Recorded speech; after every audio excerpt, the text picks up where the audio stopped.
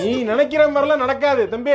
18ஓட 19 கூட நம்பரை போட்டுட்டு போக வேண்டியது தம்பி. இது 18 வருஷம் 18ஆம் நம்பர் ஜெர்சி யாரு? விராட் கோலி. இந்த வருஷம் கப்பா சும்மா சொல்லக்கூடாது. வருஷம் வருஷம் ஒரு ஸ்கிரிப்டோட வராங்க. இந்த வருஷம் குழந்தை பிறந்திருக்கு, அதனால அவருக்கு கேப்டன் கொடுக்க போறாங்க. இந்த மாதிரி நடந்திருக்கு, இதனால ஜெயிக்க போறாங்க.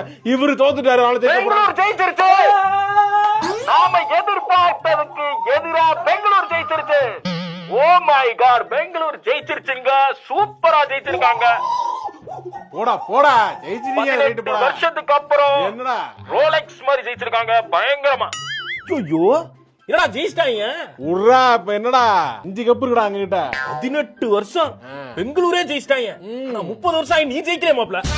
அத ஏன்டா ஞாபகப்படுத்துற? 30 வருஷம் சொல்லணும்ல, வேலையில போகாம உட்கார்ந்திருக்கலாம் அதான் சொல்றேன். சும்மா இரு, தேவலாம கிளப்பிக்கிட்டு இருக்காத. என்ன 18 வருஷம் உட்கார்ந்தா ஆர்சிபிக்கு ஒரு காலம் வரும்போது எனக்கு ஒரு காலம் வராடா.